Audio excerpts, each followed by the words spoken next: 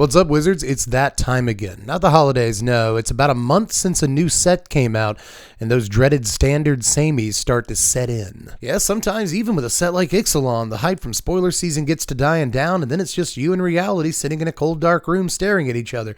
And things get a little bit boring from that point when you play against the same Esper deck you played against last season, only now they have Subterranean Schooner, so I guess that's progress. It can get a little bit bleak is all I'm saying, but I'm here to restore some life to the atmosphere because today we're going to talk about 5 cards that can not only do some work and win some games in the new standard, which is important, but even more crucially, these are cards that I still look forward to playing every day. Here's the top 5 Lost Caverns cards that I'm still having fun playing in standard. And I'm your favorite Magic Channel's favorite Magic Channel. Best believe that the professor go bananas for my deck tech. And we're back, liking some Scrooge, but let's go ahead and jump into the list here with number 5, an entry that will probably surprise no one, but I don't care how predictable it is. Sure, there's a Reanimator spell on my list somewhere. You probably knew that, but I want to talk about Abuelo's Awakening for a little bit here. Oh, the journeys we're having together. Of all the cards on the list, this is probably the one I've actually made like the second most decks for.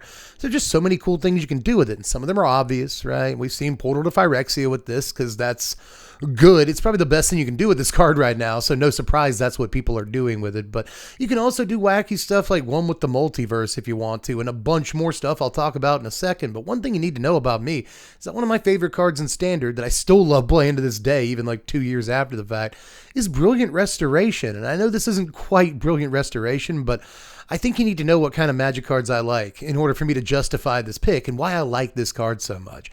You don't have to pay 1,000,000 mana for this one like you do Restoration. It's just 4 mana to bring 1 artifact or enchantment back. But it turns out there's a lot more stuff than just Portal or one with the multiverse you can bring back with this to get like outrageous value. Did you know City on Fire was a card in Standard? Came out in Standard. Everyone forgot about it even though it looks ridiculous. It is ridiculous. It exists. Instead, you can get this out for 4 mana, which is kind of amazing. So do keep that in mind, but also the World spell is a thing you can do with this. It's a 7 mana saga you can bring back, and yeah, it's just like a 1/1 or a 2/2 or a 3/3. You can scale it if you want to, but for just the 4 mana, you're getting 7 mana worth of value and a bunch of other stuff that the World spell allows you to do.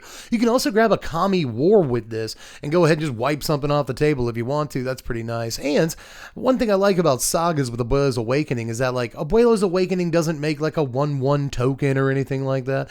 If your saga flips over into a creature the way Kami War and a couple of other things do, you still get to flip it over into a creature, which is pretty righteous. But there's a bunch of other stuff to do with this in Standard right now too. And there's a couple of cards from Ixalan that Awakening works really well with too. So like draft combos in Standard, why not try them, right? You got stuff like Chimil the Inner Sun, which you're getting a couple of mana discount on, and it has the potential to cost 4 mana for 11 mana worth of value on the turn that you play it, and will just generate more value the longer it stays in play. But probably my favorite thing from Ixalan to do with this is Threefold Thunder Hulk. You know, you're not really downgrading by making it a 1/1. As a matter of fact, you're upgrading it by giving it flying. It's still going to interplay with all the counters on it and give you gnomes and stuff like that. So again, you're really just upgrading Threefold Thunder Hulk with an Abuelo's Awakening, even if you just cast it dry. So absolutely stupid and ridiculous card. It's just, Abuelo's Awakening does so much in Standard right now. Don't sleep on it. Anyway, number 4 is the Millennium calendar, which I kind of didn't expect to be on this list during spoiler season or anything, but there's just a bunch of shells this goes in because you can basically just kind of drop a copy at least of it in just about anything. I've seen other YouTubers put up mono black, mono blue, mono white, Jund, and Bant lists for this thing so far, plus the odd Azorius list, which is where you often see it.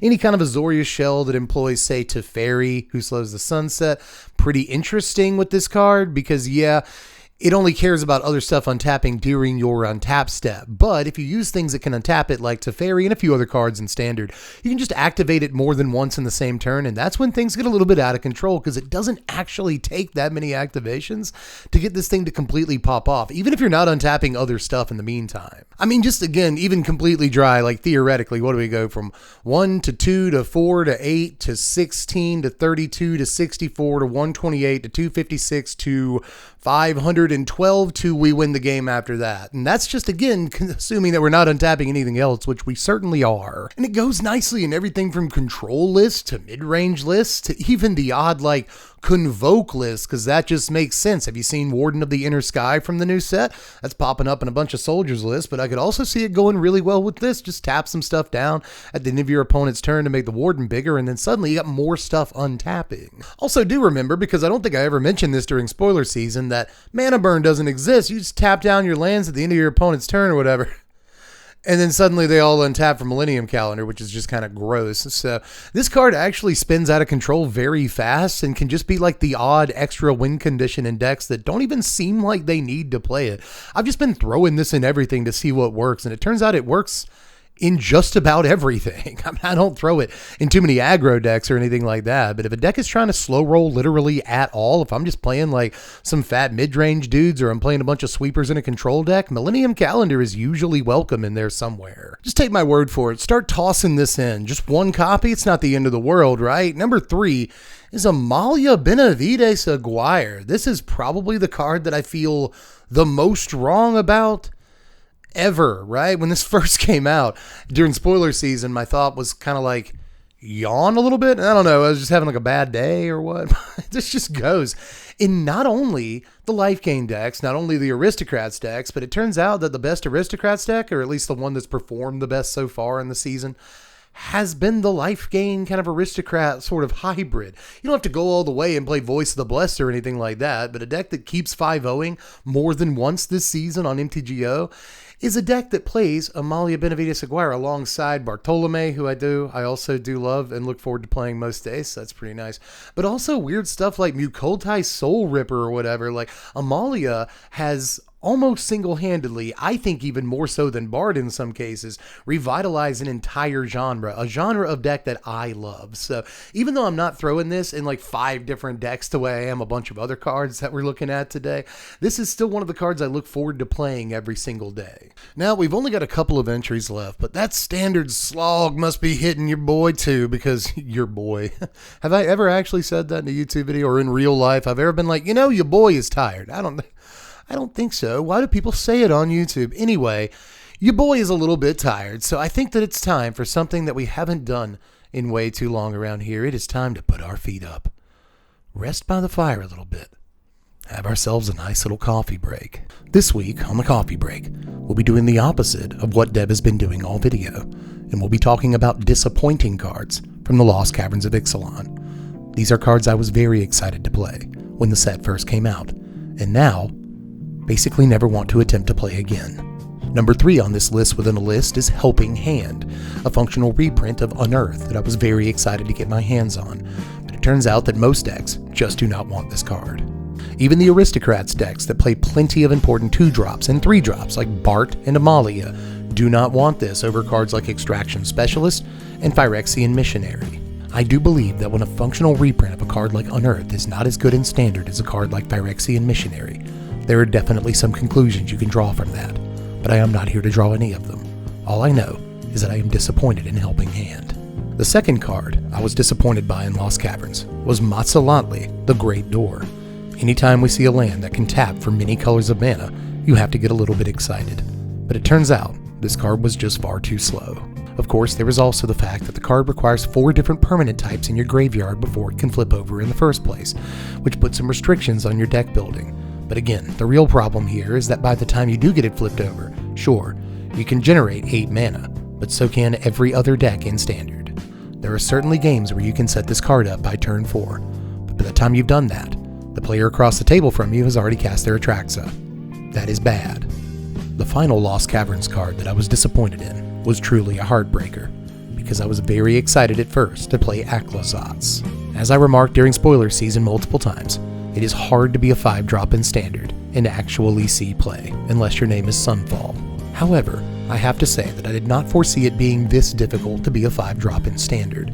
In most games, by the time I've drawn and can cast an Aklazats, the game is over and my opponent is already driving home. I should take a moment to say that I'm having a similar issue with Bone Horde Dracosaur, another card that I was very excited to play. And although I have had more success when playing it than I have when attempting to play Aklazats, I have still taken the lesson from this that a 5-drop in Standard has to have a text box that says, "You win the game," and neither one of these do. That's all for the coffee break this week. Thanks for joining us, and we hope you enjoyed yourself. Now back to Dev with the top 2 cards from this video. Hit the spot, feeling refreshed. Thank you, Barista. But let's move on to number 2. He's my kinda guy. He's the candy man. It's Quintorius Cond. I'm pretty sure his name is actually Quintorius Cond, but I'll make whatever puns I want to. Been having a lot of fun with this card, by the way. First of all, had a lot of fun on stream with it the other night. We played a little sort of Boros Super Friends deck that was actually really nice, especially considering there's a bunch of planeswalkers that work somewhat well with this, right? There's Jaya in the 4-drop slot, and that can take cards from exile and cast them, so that's pretty sweet right there. But just the Boros deck has tons of stuff that works with this, like Reckless Impulse and Rin's Resolve. Both work pretty well with this. I decided not to play Pia in our sort of sweeper heavy Sunfall / depopulate / farewell sort of control build. I didn't want to play Pia in that, but obviously Pia works very well with Quintorius Cond. And it can proc itself too if you wanted to do that. Whenever you actually hit the Discover mode on this, you're going to trigger its passive, which is sweet. And the ultimate's not even that hard to hit. I don't usually talk about the ultimates that much with planeswalkers that I'm evaluating or even ones that I'm playing, because half the time you're not going to, more than half the time, like 90% of the time, you're not going to hit an ultimate. But I have been surprised how easy it is to do with Quintorius Cond, so I want to bring that up here. But obviously this is a planeswalker that pluses to make a creature, which I'm always going to be able to get behind. And there's a card advantage mode on it that takes a good little chunk off of his loyalty, but again, it's always going to trigger the passive, and it's always going to get something for you, whether it's that removal spell, it might hit a Wandering Emperor, it might hit a Populate. There's a ton of stuff this can hit. Wedding Announcement, Urabrass Forge, which was a pretty sweet hit on stream too. So just the Boros version of this deck, there's tons to do with, but even in just the Boros shell, there's a few different ways to build that. Again, Pia, Control, more mid-rangey, a Super Friends thing. You can take this thing in a lot of different directions, and once we get Murders at Karlov Manor, there's going to be even more directions you can take it in, because we're going to get Lightning Helix, which seems pretty sweet in a Quintorius Cond deck, where you're able to cast that early in the game, play your Quintorius Cond, and then play it out of exile when you ultimate this, and suddenly that's like, what, 5 damage and 5 life loss just on 1 card? So Helix is going to go super sweet with Quintorius, but in the meantime, it's still a super fun card to play with all of these different decks it can go in. And I haven't even mentioned this yet because it's kind of obvious, but it works really well with Adventures. Another reason that Boros Burn might be fun, because once we get Helix, we already have Heartflame Duelist, which works well with this. We've got the Red Virtue, which is pretty sweet, obviously, in a burn deck, but of course, when you play that out of exile, you get to trigger this thing's passive. So, and Boros Burn's going to be sweet, but it works well with pretty much any adventure. It also works well with Chandra in that Planeswalkers deck, the 6-mana Chandra, because she can also cast stuff out of exile. There's just a million ways to trigger this thing in Standard, and they're all cool. You can even play like Soul Partition in your deck if you want to, and you can hit your opponent's stuff with it, whatever, but if you hit your own stuff with it and then recast it from exile, it triggers Quintorius. So it's just a really sweet, there's so many like neat little lines with Quintorius. And in the meantime, even if he's not doing anything like really cool for you in the moment, solid planeswalker too. So, and he's a good dude. He spreads love and he bees Cond. He's a good guy, and I like him an awful lot. One of my favorite planeswalkers in a while. But let's get to number 1. How can I be more excited for a card than Quintorius Cond? Well, this is the card that I have made the most decks with by far since this new set dropped. It's because I'm a little bit addicted to 1,000 Moon Smithy. It's so many moons. That's 1,000 moons, and that's about how many decks I've made with this card since the set came out. Everything from aggro decks that play like Yoshin Frontliner and Hotshot Mechanic and stuff, all the way up to like decks that play Sunfall and Farewell, and they're just trying to get a little bit of value off this every single turn. They just wanted something else that makes tokens or whatever, and it turns out this does that, and it does it pretty well in a bunch of different shells. Again, in that same control shell we were talking about with Quintorius Cond, you can just take out Quintorius Cond and all the other planeswalkers and sub in stuff like Urabrass Forge, Thousands Moon Smithy, and just keep in the sweepers and stuff, and then suddenly you've got multiple artifacts that make guys for you every single turn, and you're keeping the board clear otherwise. And there's so many artifacts that work with this, right? If you want some mana artifacts, you've got stuff like Iron Crag and Celestis that work well in decks with this. Mightstone and Weakstone go well, again, in that sort of more control-oriented, sweeper-focused deck that you want to play this in. And back to Millennium Calendar, sort of close to the beginning of the list, anytime I make a 1,000 Moon Smithy deck, which is every day, 2 or 3 times a day at this point, I think it's really something like, that's probably about the average. I'll just throw a Millennium Calendar in there too. It's an artifact, why not? So that's double the fun, but we just got like clay-fired bricks in Ixalan to go really, really well with this, and it turns out that Turning over a clay-fired bricks is also really, really fun. That card like could have been on the list, but I'm just having so much more fun with Thousand Moons, man. This is such a sweet card that it doesn't really matter what deck you put it in. I mean, it has to have artifacts in it, but it turns out you can do that in so many ways right now that even though it's fairly restricted in terms of what you can actually put in your deck, again, there's just so many good ones right now that you can build aggro, you can build mid-range, you can build control, and this card's going to shine every time. It's like a Hallowed Haunting, but better, and I already really liked Hallowed Haunting. And I'm sure there's plenty of stuff to do with it that I haven't even thought about yet. The more I look, the more I see.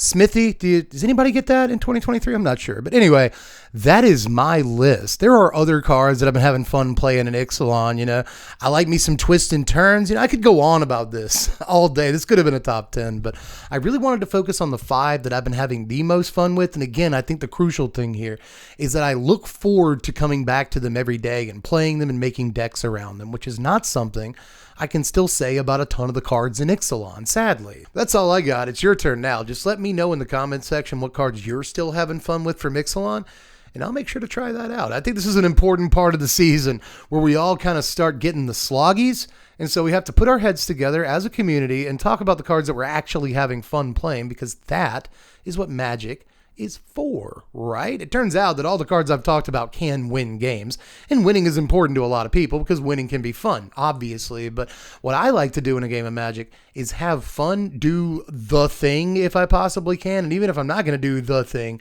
have some fun trying to do the thing. And I think that's what a lot of these cards are illustrating in this video, and that's mostly what I want to hear about down there in the comments section. Cards that you just cannot wait to resolve every day. But aside from that, there's really just YouTube stuff left for you to do before you get out of here. I do have a recommendation though. I'm going to leave a link in the description to our new mono black budget holiday cube. Put this video out last week. Not enough people have seen it. This is not just me being like, hey, give me views. I was actually really excited to make this video. Had a lot of fun putting this cube together and looked forward to putting this video out a lot. So if you want to check it out, it's kind of a long watch, but it's also a really fun look through Magic history and a lot of iconic mono black cards and stuff. So if it sounds like something you'd be into, link in the description to the mono black budget cube. It's like less than $100 to put together, and I think it's a fun watch. But aside from that, you can like the video, you can subscribe to the sandwich, you can check out the Patreon where you can vote on what content. That's why I'm doing this video today. The patrons wanted to see it. So if you want to see something else, it's just $1 a month to vote, and I think I'm worth $1 a month. Aside from that, you can watch me play some Magic on the twitch.tv/sbmtgdev. Link in the description for all these things if you'd rather just hit a button than put them into your address bar. I think you probably would. We're all lazy. I am. But anyway, that's all I've got for this one. So I think I've just got one more thing to say. I'm Dev from The Place. Thanks for watching, Wizards. Spread love and be kind.